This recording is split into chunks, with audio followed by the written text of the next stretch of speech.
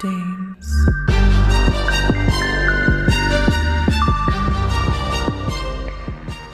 All right, we're ready. You ready? I'm ready. All right. Welcome to episode 2. Welcome to episode 2. Thank you guys so much for the support. Yes, thanks for coming back, Mom.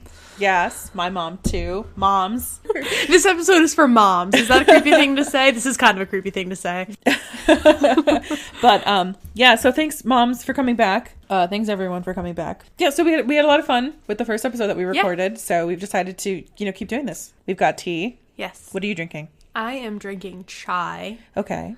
With steamed milk because I made a tea earlier and figured I could use the same water, and that water was lukewarm. So I am using the hot milk to steep my tea bags. I don't know if it's gonna work. I don't know if it's not gonna work I don't know either. if it's gonna work. My other one smelled really strong of chai, but did not taste like chai at all. So. Weird. It did smell really strong. It smelled like the whole time we've been sitting here. Yeah, no, it still just tastes like water. Well, you're drinking warm milk. That's good. Mm-hmm. I'm drinking my cold tea from earlier from Dunkin' Donuts. Yes. I'm sorry, Dunkin'. It's Dunkin' now. But yeah, so today, you know what? I'm feeling pretty romantic. Yeah? Yeah. Valentine's Day-ish? And I think we should cover a story about love. Yeah? Yeah. Death story about love. Yeah. Romeo and Juliet. I mean, some have said that this story is like a modern day Romeo and Juliet. Oh, well, that's interesting. Yeah. Except it's horrible. And dark. Good. Yeah. Good. So anyways, just real quick, before we get into the story, I feel like we should introduce ourselves. I'm Allie. I do sciencey stuff sometimes. I'm Kim. I do history stuff sometimes. But both of us do dark stories. Yes. You know what? We're just gonna, I'm just ready. I'm ready for this story. Yeah. I think I'm ready. You know what? We did the interview last time. It was awkward as all hell. So we're just gonna let's not do that again. Here, we'll do this. What's a cool, I don't know, TV show, movie, book, podcast you're thinking of lately? I don't know. I'm just pissed that Netflix took all the Marvel stuff. That was my background noise for literally everything because I could get interested and then I could zone out and then come back in, and I've seen this movie 15 times, so I can just keep watching it. I've been disappointed with Netflix ever since they took Bob's Burgers down because that was my background noise. And then they took Moana down. My Moana! I mean, I own it on Blu-ray, but still, as long as they never take Frasier down, I will continue to be okay with Netflix. But if they touch my Frasier, then all hell will break loose. Yes. So today I have a special story. Okay. It's one of my favorite stories. And I thought it'd be perfect and wildly inappropriate for impending Valentine's Day to tell the story of romance and love after death. Yes. Also, totally inappropriate behavior by a man to a dead woman. Oh, good. Yes. You know what? Today we're going to cover the ghoulish, quote-unquote, doctor, Karl Tanzler, a.k.a. George Karl Tanzler, a.k.a. Karl von Kostel, a.k.a. Count Karl Tanzler von Kostel. Good. Yes. So let's get into the gory details, shall we? George Karl Tanzler. It's Tanzler. Tanzler. George Karl Tanzler was born on February 8th, 1877. He was born in Dresden, Germany. We don't really have a ton of information on his childhood or what happened with his early family. Which is always great.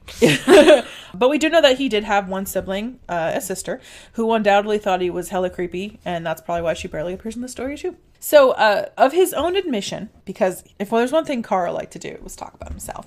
Creepy Carl. Creepy Carl. He had an unremarkable childhood, with the exception of one moment that would change his sad, weird life forever. When he was just a mini psychopath, Carl claimed that he was visited by the specter of his long-deceased ancestor, Countess Anna Kostania von Kosel, in a vision. Oh, super legit. So yes, he was visited in a vision where she, deciding he was special for some reason, revealed to him the face of his one true love, his soulmate, his literal dream woman. Is it his sister? No. Oh. No. Okay, no. Ew, don't. This is a terrible story. Don't make it worse. Okay, just making sure. No, the sister barely shows up in this story. Okay. I mentioned her once more. His dream woman was a dark-haired girl with pale skin and a peaceful countenance. This vision of a heaven-sent beauty would haunt Carl for most of his early life, well into his 40s, always knowing one day he would be reunited with the love of his dreams. Now, as a young man, Tanzler was regarded as having an ability to impress others by projecting a believable confidence in himself. He used this ability to gain himself access into situations and opportunities that he otherwise never would have had and probably should not have been offered. For example, one of his favorite things to brag about was that his resume included 9 advanced degrees, which he did not, in fact, have. Good. This was a purely made-up claim, but he was such an expert bullshitter that more often than not, he was able to get by with his forgeries. Great, right? And did you say doctor? Mm-hmm. Oh, good. Not really a doctor. Are we talking like MD or just like doctor? Well, I mean, it was the 1930s, so... whatever a 1930s doctor is, which I imagine is, like not great. He also held a variety of work positions, such as boat building, all the way to engineering. Oh, good. Also, he enjoyed frequent travels all over the world, including Australia, India, Italy, the South Seas, were just some of his past destinations. While he was in Australia, apparently at the time he was there, World War I broke out, and because he was a German citizen, the government forced him into a concentration camp. Is this like true or like what he said happened? So what he said happened. So take it with a grain of salt. Now, international law at the time forbade prisoners from returning to their native countries. So at the end of the war, the government then shipped the German prisoner to a clearinghouse in the Netherlands. In fact, in his egomaniacal glory, Tanzler wrote an autobiographical account of his stay in Australia before and during World War I, and in his return to Germany after the war as well. I have an excerpt. Oh, good. I was hoping you would. Yes. Oh, I do. Many years ago, by the way, just throwing this out there, this is written in third person. Many years ago, Karl von Kossel traveled from India to Australia with the intention of proceeding to the South Seas Islands. He paused in Australia to collect equipment and suitable boats and to become acquainted with prevailing weather and sea conditions. However, he became interested in engineering and electrical work there, bought property, boats, an organ, and island in the Pacific, so that he was still in Australia at the end of 10 years. He had just begun to build a trans-ocean flyer when the war broke out, and the British military authorities placed him in a concentration camp for safekeeping, along with many officers. Later, he was removed to Trial Bay, I guess that's what it's called, Trial Bay, to a castle-like prison on the cliffs. And there, the work in this narration was complete. At the end of the war, no prisoner was permitted to return to his former residence, but all were shipped to the prisoners' exchange in Holland. When Karl von Kossel was released, he was set out to find his mother, from whom he had not heard since the beginning of the war. Finding her safe, he remained with her for 3 years, witnessing the chaos that followed in the wake of the war. Yes, that was all written in third person. In third person? In third person. Beautiful. Having reunited with his mother, he lived with her for a few years. And then, despite the fact that creepy Carl was obsessed with the idea of his dream woman's ghostly visage, he still decided to get married. Good. Yes. Around 1920, when Carl was 40 years old, he married a woman named Doris Schaefer. They did have 2 daughters from their blessed union, undoubtedly. Yes. One was named Aisha Tanzler, who was born in 1922. And Clarista Tanzler. Unfortunately, she did die of diphtheria in 1934. She was 10 years old. Yeah. The marriage was pretty far from ideal, primarily due to his frequent travels. Deciding that he was just straight up done with marriage, Tanzler sailed from Rotterdam on February 6, 1926 to Havana, Cuba. Yeah, so he sailed to Havana, Cuba without his family, and then emigrated to the U.S. soon after. He settled in Zephyr Hills, Florida. Always Florida. Always Florida. Where his sister had already emigrated. And then his family ended up joining him in Florida. Doris and, at this point, both daughters. Within a year, he left them again. Oh, good. And relocated to Key West, Florida. As one does. Yes. Now, at this point, he adopted the name von Kossel. And he also found employment as a radiological technician at a U.S. Marine hospital, who clearly at the time had pretty lax hiring process. I can't even get a job that I'm qualified for. Yeah, although he was shockingly not popular among colleagues who found him highly opinionated and excessively egotistical. What a surprise. His eccentricities were largely overlooked due to his relative competency, a quality in short supply at the time. However, sometimes things happen in life. And at this point, Carl's life was about to change forever. Did he meet the lady? On April 22nd, 1930, Aurora de Hoyos, concerned about her daughter Elena's illness, brought her to a marine hospital for examination. In fact, de Hoyos brought her daughter Elena to the same marine hospital where Tanzler, Van Kosel, whatever name he was going by, was working. When creepy Carl laid his pervy eyes on young Elena, he convinced himself that she was the vision he had seen decades earlier. In his mind, this was his true love. For years, creepy Carl had been plagued by visions of a beautiful, dark-haired woman who was destined to be the love of his life. And here she was. Unfortunately for Elena, creepy Carl assumed she was this apparition in human form. Now, as for Elena, she had not had an easy life leading up to this point. She was born on July 31st, 1909 in Key West, Florida. She was a strikingly attractive girl with luxurious dark hair and an appealing shyness, which of course was prized at this point in history. What a surprise. Shocking. She sat there and didn't speak. I like that one. She's the perfect wife. Elena was the daughter of the local cigar maker, Francisco Pancho Hoyos, and Aurora Milagro. She had two sisters, Florinda Nana Milagro Hoyos, who succumbed to tuberculosis several years later, and Celia Milagro Hoyos. Now, Medina, Nana's husband, was electrocuted trying to rescue a co-worker who hit a power line with his crane at a construction site. I tend to forget how much life sucked in the early 1900s. Literally trying to help someone gets electrocuted. Now, it was said that Elena had a beauty that didn't go unnoticed. She attracted a fair share of admirers at a young age. And at the time, early marriage was customary, especially amongst the Cuban-American community in Florida. So, unfortunately, Elena married Luis Mesa, in February 18th, 1926, and she was 16 years of age.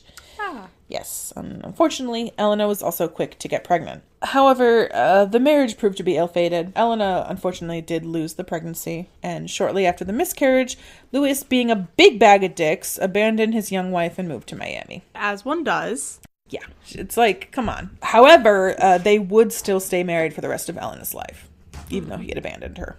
Also, unfortunately for Elena, the trip to the hospital would prove to be a fairly depressing one. Elena was diagnosed with tuberculosis, a typically fatal disease at the time, that would actually end up eventually claiming the lives of almost her entire immediate family.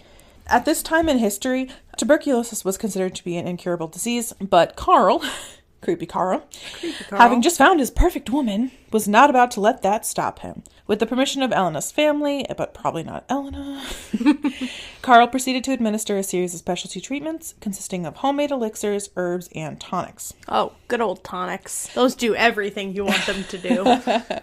Yeah, so he gave her all the elixirs, herbs, tonics that he made up. In addition, he also borrowed, without permission, expensive equipment, including an x-ray machine, which he installed in the De Hoyos' home. So he walked out of the hospital with an x-ray machine. Yeah.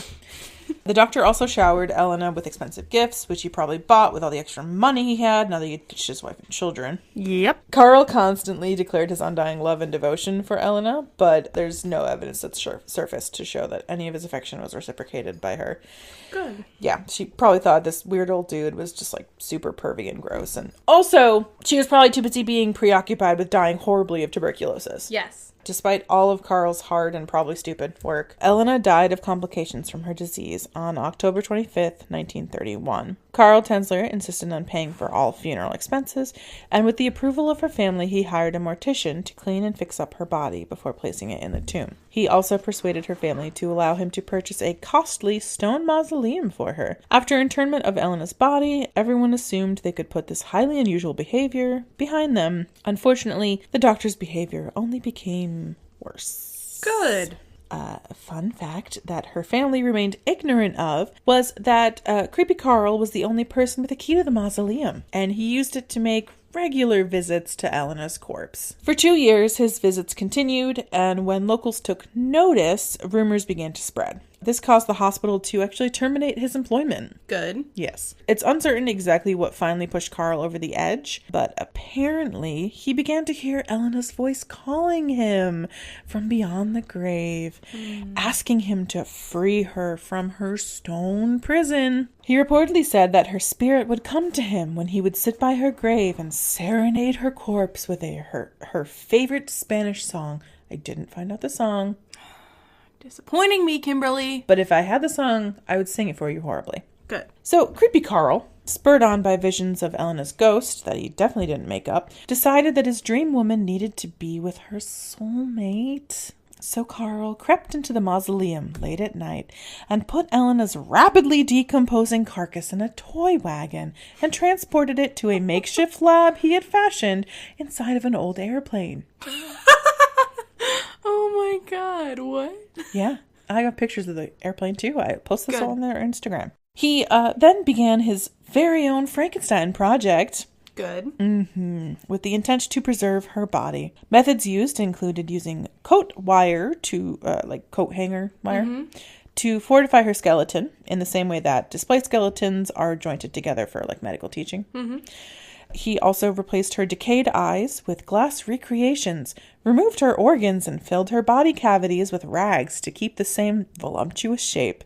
When her hair fell out of her decomposing scalp, Tanzler fashioned a wig from Hoyos's hair that had been collected by her mother and given to Tanzler not long after her burial in 1931, which is super fucking weird.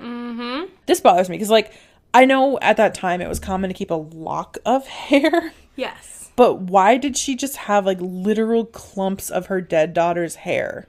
Enough to make a wig. Yeah. And then why did she give it to him? Right. And, exactly, enough to make a wig. And I feel like I need more context for that, but I couldn't find any more. But it was very upsetting. So, also, finally, as the skin would decompose, Tanzler would then replace it with silk cloth soaked in kind of like a wax and also plaster of Paris, which ended up kind of creating a sort of shell around the remains. To counteract the presumably horrible smell, Tanzler would apply disinfectant, formaldehyde, and perfume to mask her rotting flesh scent. He would routinely dress her in clothes she wore in life, or sometimes he would purchase her new clothing he wanted to see his dream woman wear. Tanzler and the remains of Elena then shared a marital bed for 7 years. What?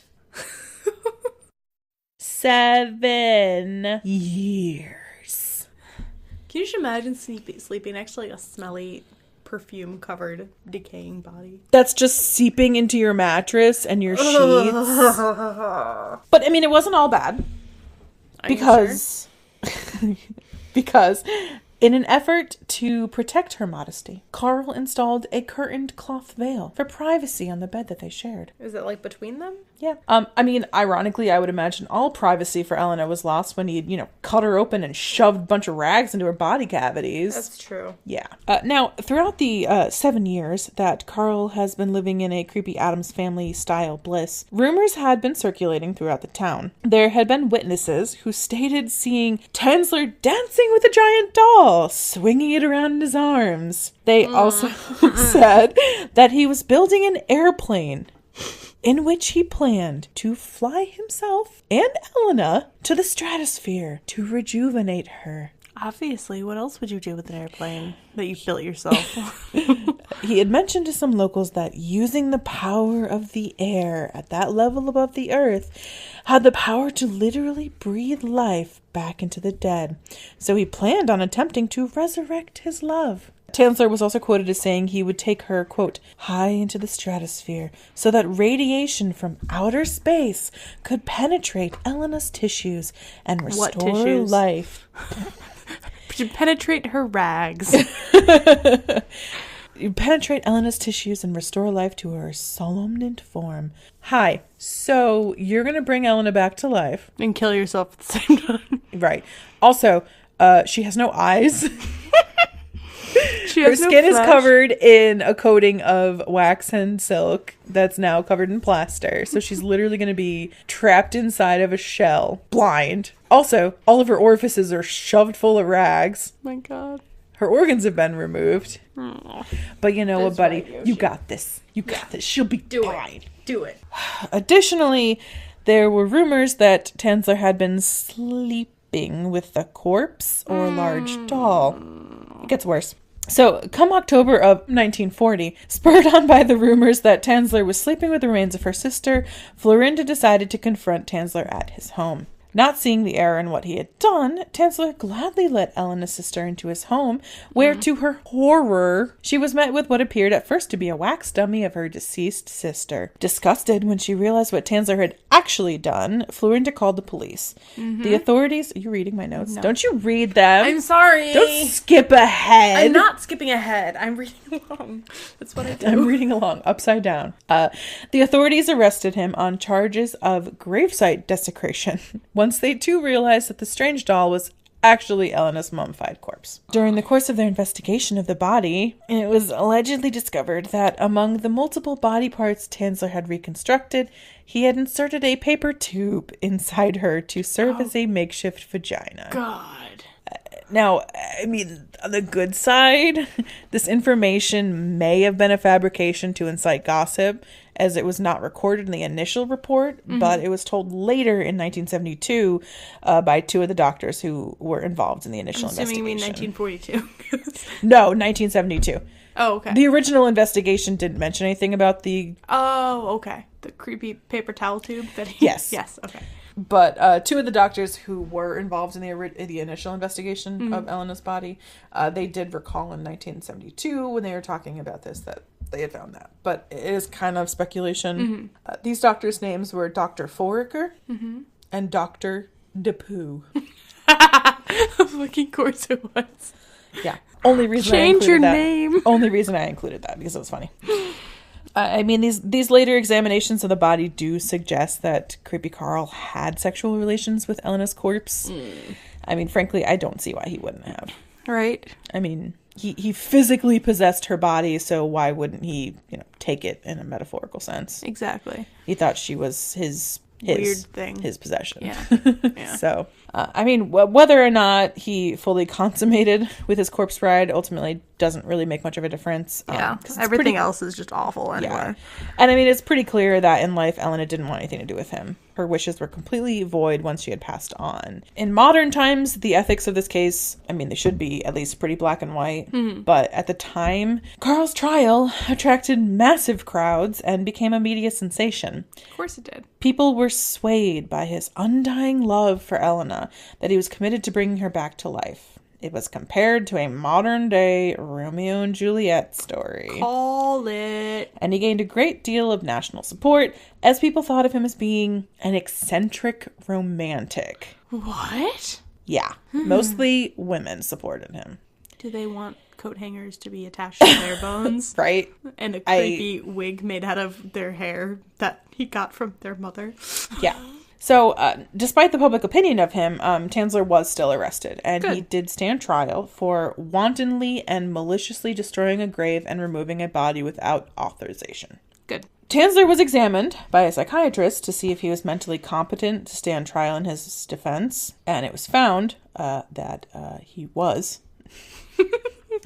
Despite the nonsense he was shouting about bringing Elena back to life. And also, the fact that he was living with a rotting body for 7 years. But he, was completely competent. Unfortunately for the justice of Elena, the statute of limitations had expired on the crime committed by Tanzler. So the courts had no choice but to drop all charges. Tanzler was a free man, and unfortunately things still weren't great for Elena. After the corpse's discovery by authorities, her body was put on public display at the Dean Lopez Funeral Home, where it was viewed by as many as 6,800 gawkers. What? Thousands of morbidly curious people paid the funeral home $1 each to see her remains, turning the monstrous thing done to her corpse into a circus sideshow event. What the fuck? Yep. Finally, her family did bury her in an unmarked grave to ensure that Tanzler could not once more reclaim his dream woman.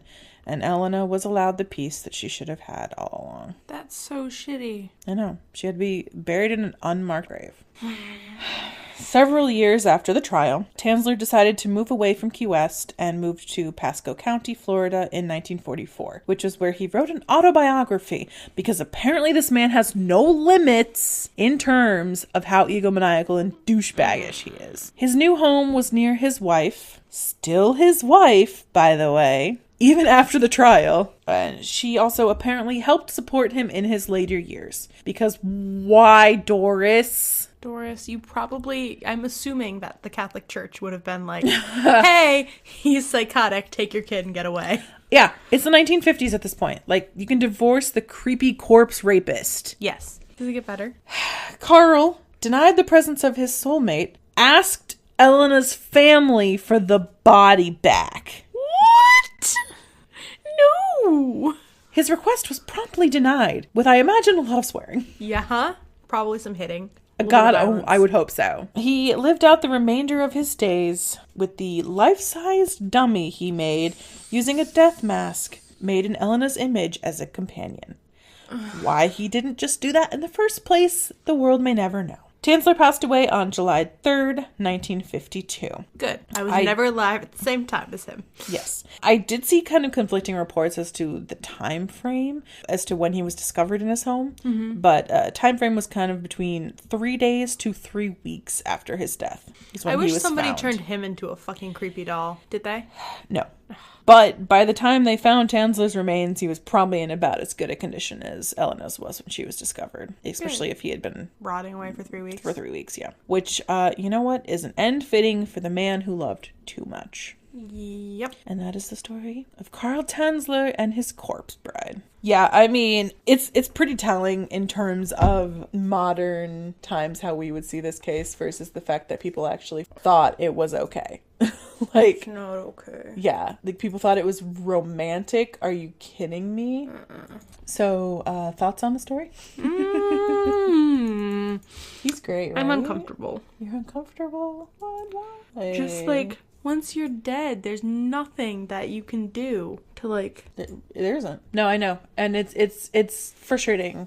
Especially because we have such a culture right now of like rape culture and like how did we get to this point where the boys to be boys thing is fine, and it's like here's a prime example. Yep. You know, in 1940s, which it's not that long ago. No. You know, I mean, like our grandparents were like, we're going back in time and having grandkids. Yes. Yeah. I mean, our grandparents exactly. They were born around this time frame. Yeah. So we're not talking that crazy long ago. Yeah. That this was considered okay. And not even okay, but like people supported him. I mean, statute of limitations, unfortunately, whatever. Yeah. It sucks, but that's true. But the fact that there was so much support for him is... not okay. It's gross. It's gross.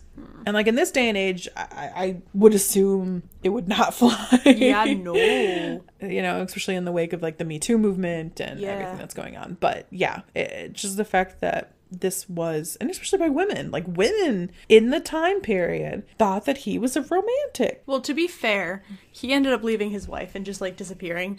Eleanor's wife or husband ended up just like disappearing. So is this like a common thing where like, oh, somebody actually likes someone? Possibly. So like I kind of understand that a little bit, but still it's creepy as shit. That's true. Yeah, there seemed to be a lot of like, I just don't want to be married anymore, so I'm leaving. Which isn't... That's not how that works. Really how it works, yeah. Maybe that's why these days we think divorce rates are so high. It's just people are actually getting divorces instead of just abandoning their families. Yeah. Yep. That sounds about right. So, for the research topic that I gave Allison... It was, preserving human bodies. Which makes a shit ton of sense now. Doesn't it, though? Isn't it great? So do you want me to go first? Because I know you have stuff, too.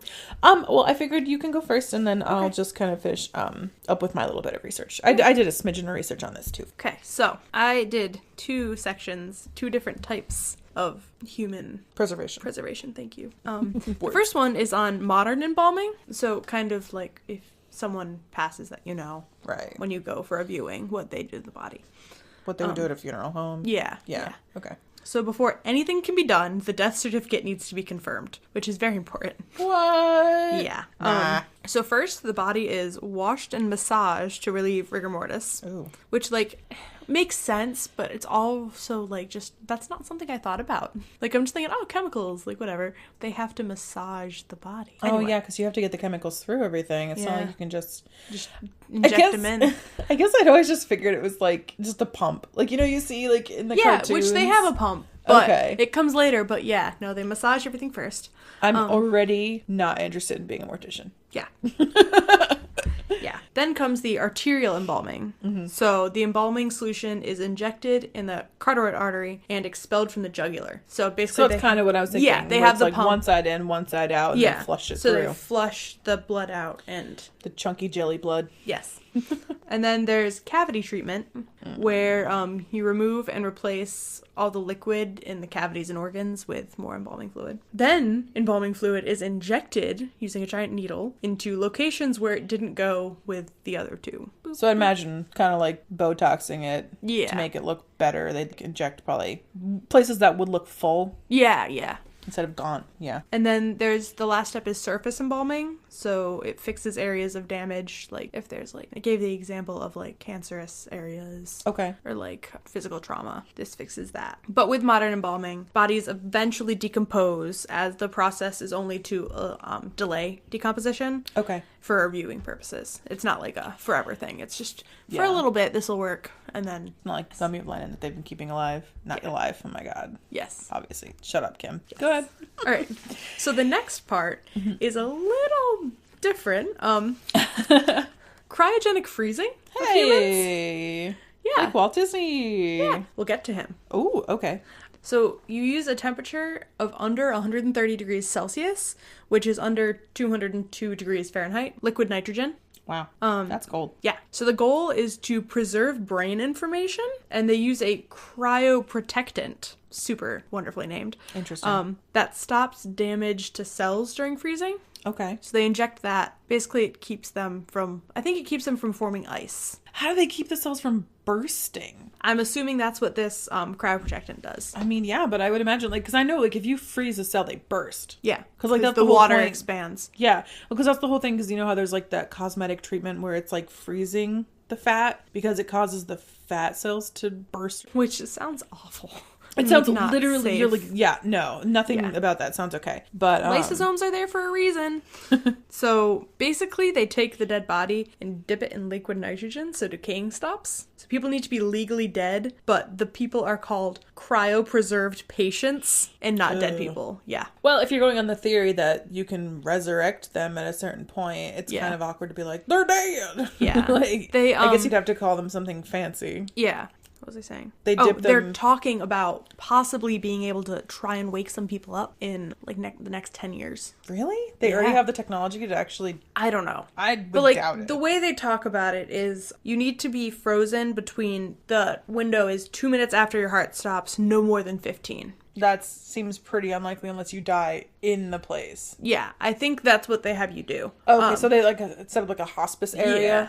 So the whole premise behind it is, you know how when someone flatlines, doctors can bring them back. Right. You're stopping decomposition so that when you're thawed out, they can bring you back. There'll be something in the future, there'll be something that can fix you so that like when they do use the paddles and shock you, they bring you back. The goal is to do that in the future, but you've been frozen, so like you haven't decomposed at all, so your organs are all still as they were. So that's the premise behind it. So it cannot be legally done on living people, though they're working to have that overpassed for terminally ill people. But the freezing would just kill you.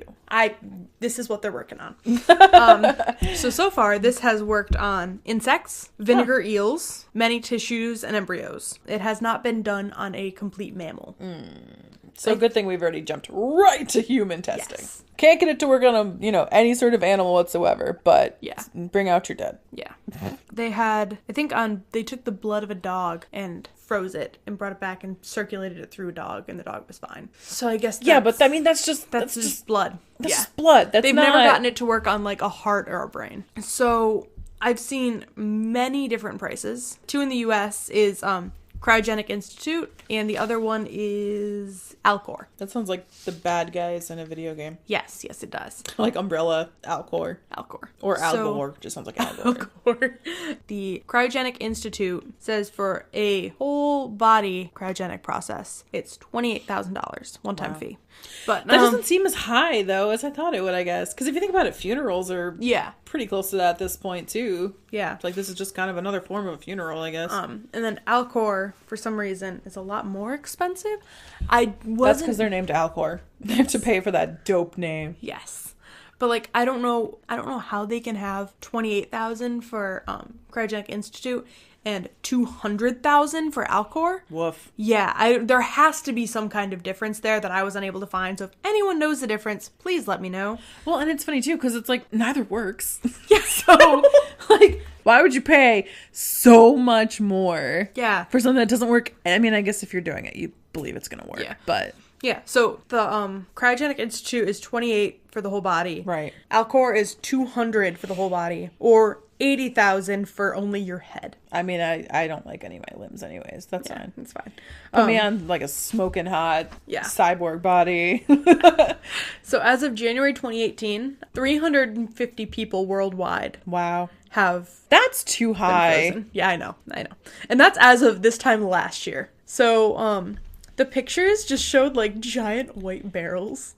Ooh, creepy. Yeah, they're like, it's just creepy. And there was like a guy standing next to it, and I'm like, why? Oh, that makes me think of like the podcast I was telling you about the other day, Bear Brook. Yes. Where the guy put people in barrels. Yes. Yeah. Excellent podcast, by the way. So there's check it out. A couple notable people. Dr. James Bedford. He was a psych professor at UCal who was the first person to be cryogenically frozen. He died in 1967 and was cryogenically frozen. Wow. They moved his tank. They moved him into a new tank in 1991, which I can only imagine. I'm just like picturing like sloshing.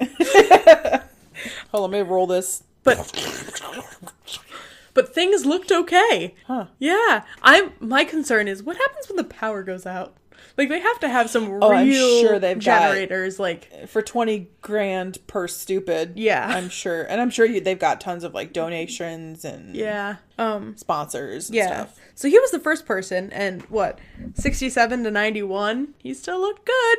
Wow. So there's that. The next one was kind of interesting. Her name was Dora Kent. This was we probably could have done a whole episode on her, honestly. So she said she was going to be frozen. She was 84 and had been diagnosed with pneumonia. So she went to Alcor to die, I guess. I mean, pneumonia.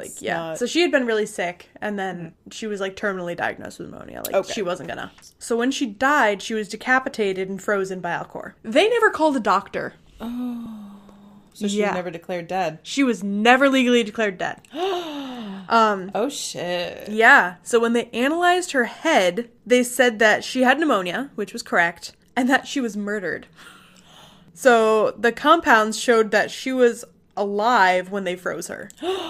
Whoa. So the compounds showed that she was alive when they froze her. Holy shit. So they do like investigation in it? Okay. So, yeah, don't talk too much about it. I want to do an episode on that. Okay. Yeah. Just the last little bit is Alcor wouldn't surrender her head. I don't know what happened with that. I mean, yeah, like, what do they would just come with a warrant. Like, yeah, exactly. I don't know. And then some Alcor people were arrested, but no charges were ever pressed. Wow. Right? Isn't that crazy? That's weird. All right, let us know on Twitter or on Instagram or email, whatever. Let us know if you want us to cover that story. Because I was sitting there. This was literally, 2 days ago? I was sitting at your computer. And I'm like, this is going to be good. Yeah, no, that would be really cool. I'd like to do a whole story on that. Yeah. Because I would like to learn more about cryogenics. I know quintessential stupid stuff from like Futurama or I don't know any of the real science behind it, and I would like to learn more about it. Contrary to popular belief, Walt Disney was never frozen. Huh. I know, it's kind of sad. I mean, it wouldn't have worked anyway. Where did that rumor come from? No fucking idea. Huh. Okay. And then the most notable person to be cryogenically frozen is our Lord and Savior Bucky Barnes. Anyway, he was successfully frozen and was not. He's a character in the Marvel Cinematic Universe. He was technically Captain America was also successfully frozen. He just wasn't cryogenically frozen. Yes. He was frozen and unfrozen multiple times over the span of like 100 years. And he seems to be doing A-okay other than the terrible mental thing that he went through. Anyway, yes, Bucky was frozen. Okay. Bucky is also not a real person. Shh. Lots of characters have been frozen. I know. I'm trying to think of one, but I'm really tired. Yep. Encino Man. Yes. Yes. Yes, Encino Man, the great 1995 movie. Yes. He was frozen and he came back just fine. Yes. All right. Yep. So and that's cool. what I got. Okay, very cool. Yeah, the last little bit of research I did was actually kind of a personal thing. I got some research on the Body World exhibit, which I don't know if anyone listening has been to one. If you have, send us an email, let us know your experience. Bad. So for those of you who don't know, Body World, it is global, but it's actually based out of Germany again. Weird. It is weird. I'm kind of like, wait a minute. Where did they get their idea? So Body Worlds is a traveling exposition of dissected human bodies, animals, and other anatomical structures of the body that have been preserved through the process of plastinization. So plastinization, it was actually created by Gunther von Huygens. He developed the preservation process, which basically, it, quote, unites subtle anatomy and modern polymer chemistry. So it actually was invented in the late 1970s. Which is mind-blowing to me. But again, I guess at the same time, I mean, 1967, you said, was when that first guy was cryogenically frozen. That's true. I mean, this technology, it seems so... far-fetched. Right. It's been around for a while. But it's been a while. Yeah, since before we've been around. Yeah. So... The first guy was re-frozen before I was born. I mean, I do know, like, in terms of frozen mummies, sometimes, I mean, like, there's, like, Otzi that was found. I mean, it's hard to stop decomp once they get to room temp. Yeah. Because it does go, I mean, so quickly. So yeah, I can imagine thawing them would be a pretty bad idea. That would defeat the whole, $200,000 process. Yes. But yeah, so a series of Body Worlds anatomical exhibitions, it has toured many countries worldwide. And unsurprisingly, it raises a lot of controversy, mostly because of the sourcing and display of actual human corpses and body parts. Everybody's okay with it, though. Like, they gave their bodies for Well, science. and that's the thing. I mean, von Huygens, he claims and states that all of the human specimens were obtained with full knowledge and consent of the donors before they died. There's currently a wait list to even have your body accepted. So you're put on a wait list... Because they can only do so many of these per year and so many people die per year, whatever. So there's a long vetting process on it. You probably have to sign literally a million things, like get you on video saying, like, yes, I would like to be plasticized. Yeah, I'm sure. And it says his organization keeps extensive documentation of this permission. So yeah, I'm sure they've got, notaries and shit, lawyers and... Yeah. The main thing, I think it kind of started as an educational thing, but it's definitely turned more artistic. Yeah. Especially in the past couple of years. It's really big on, like, innovative dissections, showing different musculatures, showing blood vessels and all. It's very interesting and creepy. Yes. But the exhibit itself states that its purpose and mission is the education of laymen about the human body, leading to better health awareness, which I definitely think it does that. Yeah, I mean, I've seen I've seen a Bodies World exhibits. I've actually seen them twice. I went once when I was in high school, I think, in Boston. Yep. And then I actually went, I think I was a little bit older, went to go see it again at Mohegan Sun. I think they had like a traveling one. And I mean, both times I remember definitely being moved by it. Mm-hmm. And it was really cool. And the thing is too, when you're there, when you're in experience, you're literally walking around amongst them. And you have to, and it's not even that I cognizantly said to myself, don't think about that these are people. Yeah. But the thing is, your mind just tells you. It's that uncanny valley thing. Yeah. Where your mind tells you, no, this is fake, it's not real. This is fake, it's not real. Because it's coping. Yeah. And the whole time you kind of have to keep being like, no, that was a real person. They had a family. They had kids. They liked Frasier. Because everyone likes Frasier. So it is interesting. And it does kind of make you think like, this is what we really are. This is, you take that skin off of us. Mm-hmm. And we're all the same red and white goop. Yes. Essentially. Yes. And it was crazy. Like, it definitely really left an impression with me. Seeing a healthy person's body, seeing an unhealthy person's body, it made you realize, like, the things that you do have effect. Yeah. And I think that's why seeing it was important. Mm-hmm. and why I think things like that are important. Yeah. And even from an artistic perspective, because I'm a very artistic person too, you know, you can see like, wow, like this is so beautiful. Yeah. Yeah. Like the human body is... It's crazy. It's a machine, but it's a beautiful machine. Yes. So it was a really cool experience. Machine. It's so important to see what we are instead of just what you see on the surface. Yeah. And to that effect, this kind of thing has had a lot of controversy around it. I mean, unfortunately, a lot of it religious based. Yeah. Which I understand. A big part of it too is like religious groups, including, you know, representative of the Catholic Church and some Jewish rabbis as well. They object to the display of human remains, saying that it is inconsistent with reverence towards the human body, which I can understand, but I'm also very science-based. So. Yes. Like, don't you want to know what you're made of? Like, isn't that just interesting? It could be because I'm weird. I just think this this is inside me. Well, I mean, even if you think about it, I mean, Leonardo da Vinci had to steal cadavers and stuff to do these really in-depth art drawings of insides of bodies and everything, because back then we didn't know. And you weren't allowed to cut open a body. Yeah. You know, and even medical testing and even autopsies and things on cadavers, that's fairly recent in terms of human history. Yeah. Especially the amount of time we've been doing quote-unquote medicine. You know, it's fairly recent that bodies were allowed to be cut into. Which is crazy. Like, wouldn't you want to know why? You don't have to know why. God tells you why. Yeah. But even in 2007, which is probably around the time I was going to see the exhibits, the Bishop of Manchester launched a campaign to coincide with the opening of Body Worlds in his city, accusing the exhibitors of being, quote, body snatchers and robbing the NHS, not the National Honor Society, the National Health Service, because they were arguing that donations of bodies for plastinization would deprive the world of organs for transplant. Well, you can't transplant organs unless they give consent. And if you're plasticizing the body, you already gave consent to that, and you didn't give consent to... But they're saying, like, okay, well, if these people didn't donate their body to be plastinized, then they would have probably donated to be an organ donor. But how many people do they really... I know. I'm devil's advocating you. I agree. I mean, ultimately, what I want to do with my body is my prerogative. Exactly. When I die. If I want to be an art piece, then fine. I can see, you know, if, for example, I needed a kidney. Yeah, I probably would have a different opinion on people, you know, donating their bodies for art versus saving my life or saving, you know, family member's life. Yeah. So I can see the argument on either side of it.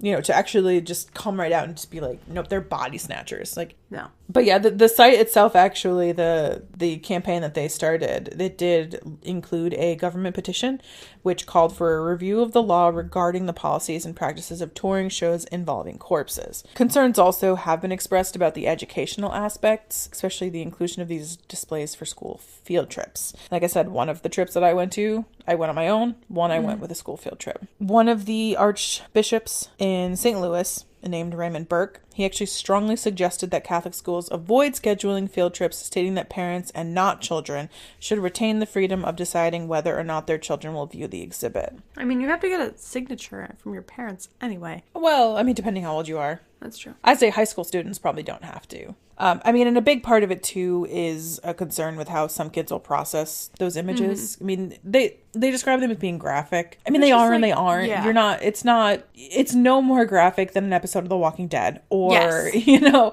an episode of Game of Thrones. It's no more graphic than a horror movie.